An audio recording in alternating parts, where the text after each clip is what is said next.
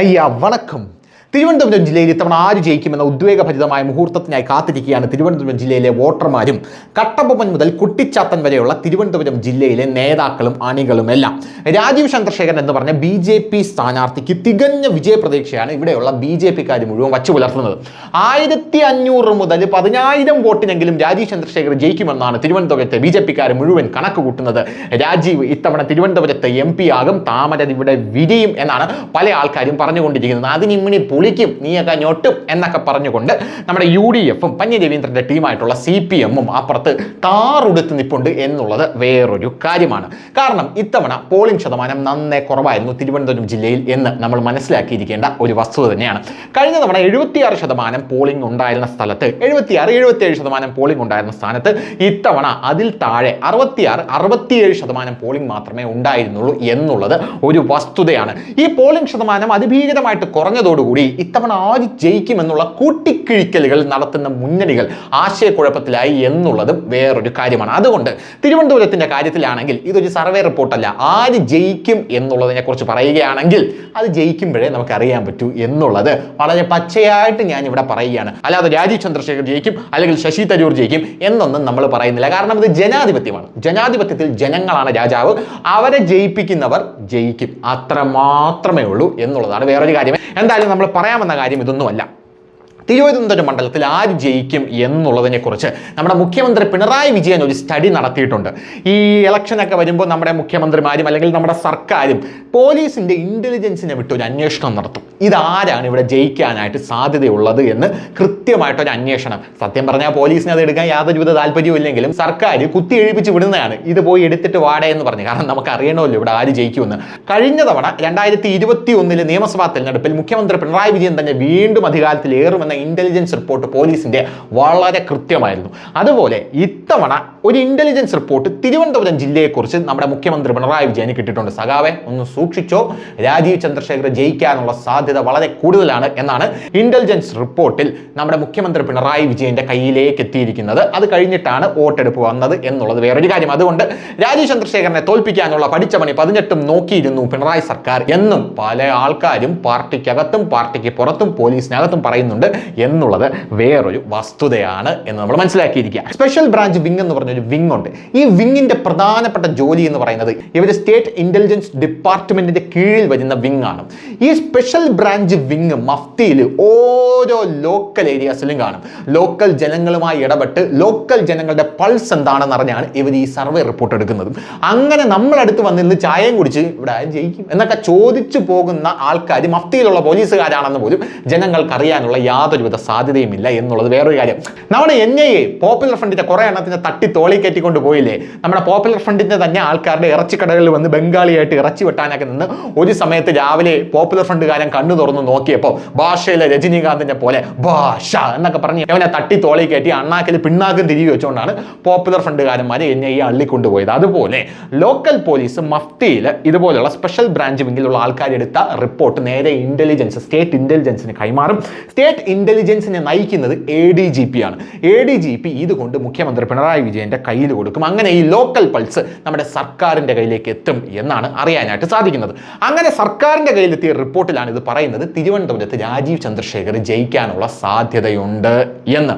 അതിനെ ഇനി അട്ടിമറിക്കാൻ നമ്മുടെ സർക്കാർ എന്തൊക്കെ ചെയ്തു എന്നുള്ള കാര്യത്തിൽ യാതൊരുവിധ വ്യക്തതയുമില്ല. പിന്നെ തിരുവനന്തപുരത്ത് എന്നല്ല കേരളത്തിൽ മുഴുവൻ ഇത്തവണ പോളിംഗ് ശതമാനം കുറവായിരുന്നു എന്ന് നമുക്ക് കൃത്യവും വ്യക്തവുമായിട്ട് അറിയാം. അതിന് പിന്നിൽ ഒരു കാരണമുണ്ട്, ഒരു കിടിലൻ കഥയുണ്ട്. അത് വേറൊന്നുമല്ല, 2019 എന്തൊരു ആവേശമായിരുന്നു. രാഹുൽ ഗാന്ധി ഇപ്പോൾ പ്രധാനമന്ത്രിയാകും, മോദിയെ ചവിട്ടി പുറത്താക്കും, രാഹുൽ ഗാന്ധി പ്രധാനമന്ത്രി ആകുമട്ടാ എന്ന് പറഞ്ഞ് നമ്മുടെ മനോരമ ന്യൂസിൽ നിന്ന് ജനാധിപത്യത്തിലുള്ള വിശ്വാസം നഷ്ടപ്പെട്ട നമ്മുടെ ചാനി ചേച്ചി വരെ വളരെ വലിയ രീതിയിൽ ഘോരം വാചകോടിക്കുന്നതൊക്കെ നമ്മൾ കണ്ടതല്ലേ. ഇതൊക്കെ വിശ്വസിച്ച് പാവമുള്ള ജനങ്ങളെല്ലാം കൂടെ ചേർന്ന് രാഹുൽ ഗാന്ധിക്ക് വോട്ട് കുത്തി മോദിയെ താഴെ ഇറക്കണമെന്ന് പറഞ്ഞ് തൊപ്പ് എന്ന് പറഞ്ഞാണ് രാഹുൽ ഗാന്ധിയുടെ നെഞ്ചത്തിട്ട് കുത്തിയത്. പോരാത്തതിന് ഇവിടെയുള്ള കുഞ്ഞാപ്പയും ചെറിയാപ്പയും വലിയാപ്പയും എല്ലാം കൂടെ അവിടെ ഇവിടെയൊക്കെ നിന്ന് രാഹുൽ ഗാന്ധി പ്രധാനമന്ത്രിയാകും, എനിക്ക് ആ വകുപ്പ് കിട്ടും ഈ വകുപ്പ് കിട്ടും എന്നൊക്കെ പറഞ്ഞ് നേരെ ഓടി ഡൽഹിയിലോട്ട് പോയതാണ്. പക്ഷേ 303 സീറ്റിൽ വീണ്ടും പ്രധാനമന്ത്രിയായ നരേന്ദ്രമോദി തന്നെ അവരോധിതനായി. പക്ഷേ ഇത്തവണ അയോധ്യ രാമക്ഷേത്രം വരുന്നു. യാതൊരുവിധ ഭരണവിരുദ്ധ വികാരവുമില്ല. ഭരണവിരുദ്ധ വികാരം ഉണ്ടാക്കാനായിട്ട് പ്രൊപ്പഗാൻഡിസ്റ്റ് ആയിട്ടുള്ള ധ്രുവ് റാത്തിയെ അഴിച്ചുവിടുന്നു. കേരളത്തിൽ ധ്രുവ് റാത്തിക്ക് വലിയ രീതിയിലുള്ള ഫാൻ ബേസ് ആണെങ്കിൽ പോലും അപ്പോൾ അങ്ങനെയുള്ള ഒരു സാഹചര്യത്തിൽ കേരളത്തിലുള്ള ജനങ്ങൾക്ക് കൃത്യമായിട്ടുള്ള രാഷ്ട്രീയം ഇപ്പോൾ മനസ്സിലായി, മോദിയെ തോൽപ്പിക്കാൻ പറ്റൂലേ.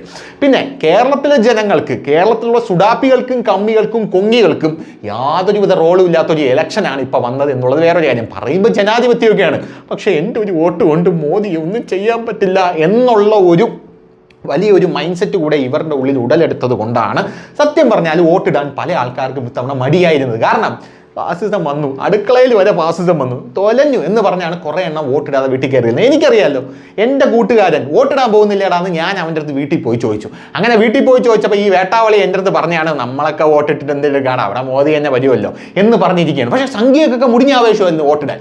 അമ്മാതിരി ആവേശത്തിലാണ് സംഖ്യകളൊക്കെ പോയി വോട്ടിട്ട് രാജീവ് ചന്ദ്രശേഖരനെ ജയിപ്പിക്കാൻ തള്ളി മറിച്ചത് എന്നുള്ളത് വേറൊരു കാര്യം. അപ്പോൾ യഥാർത്ഥത്തിൽ പോളിംഗ് ശതമാനം കുറയാൻ ഇതൊരു വലിയ ഘടകമാണ്. കാരണം ഒരു പ്രതിപക്ഷമില്ല.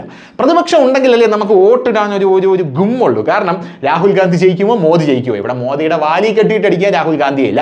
സോഷ്യൽ മീഡിയ എല്ലാം ശോകമൂകമായിരുന്നു പലയിടത്തും. കാരണം മോദി തന്നെ വരൂടെ, നമ്മളിപ്പോൾ എന്ത് ചെയ്താലും മോദി തന്നെ വരും, അതിലൊന്നും യാതൊരുവിധ തർക്കവുമില്ല. കഴിഞ്ഞ തവണ പക്ഷേ അങ്ങനെയല്ലായിരുന്നു. 2019 മോദി എങ്ങനെയെങ്കിലും താഴെ ഇറക്കണം. കാരണം ഈ മനുഷ്യൻ്റെ ഒരു പവർ എന്താണെന്ന് അറിഞ്ഞില്ല, സുഡാപ്പിയും കമ്മിയും കൊങ്ങിയൊന്നും. അതുകൊണ്ട് ഏത് വിധേനയും മോദിയെ താഴെ ഇറക്കണം. നമ്മളെല്ലാവരും ആട്ടപ്പട്ടലം പോയി വോട്ട് ചെയ്യണമെന്ന് പറഞ്ഞ് ആട്ടപ്പട്ടലം പോയി വോട്ട് ചെയ്തതാണ്. അവസാനം ആട്ടപ്പട്ടലം രാഹുൽ ഗാന്ധി തേഞ്ഞ് വാരുന്നതാണ് കണ്ടത്. അമേഠിയിൽ പോലും രാഹുൽ ഗാന്ധി തോറ്റു തള്ളുന്ന ഒരു സാഹചര്യമാണ് നമുക്ക് കാണാനായിട്ട് സാധിച്ചത്.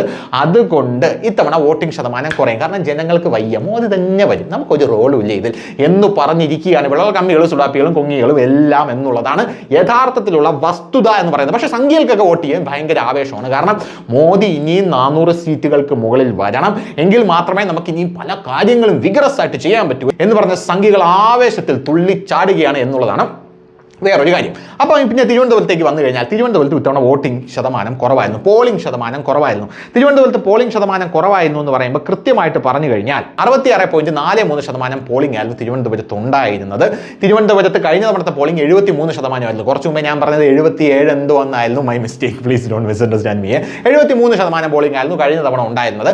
അപ്പോൾ അതിൽ നിന്നും ഗണ്യമായി ഇത്തവണ കുറഞ്ഞു എന്നുള്ളതാണ് ഒരു വസ്തുത എന്ന് പറയുന്നത്. പക്ഷേ തിരുവനന്തപുരത്തുള്ള നിയോജക മണ്ഡലങ്ങളിൽ, തിരുവനന്തപുരത്ത് എത്ര നിയോജക മണ്ഡലങ്ങളൊന്നും നമുക്ക് നോക്കാം. കഴക്കൂട്ടം, വട്ടിയൂർക്കാവ്, തിരുവനന്തപുരം, നേമം, പാറശാല, കോവളം, നെയ്യാറ്റിൻകര എന്നിങ്ങനെയുള്ള നിയമസഭാ മണ്ഡലങ്ങളാണ് തിരുവനന്തപുരത്തുള്ളത്.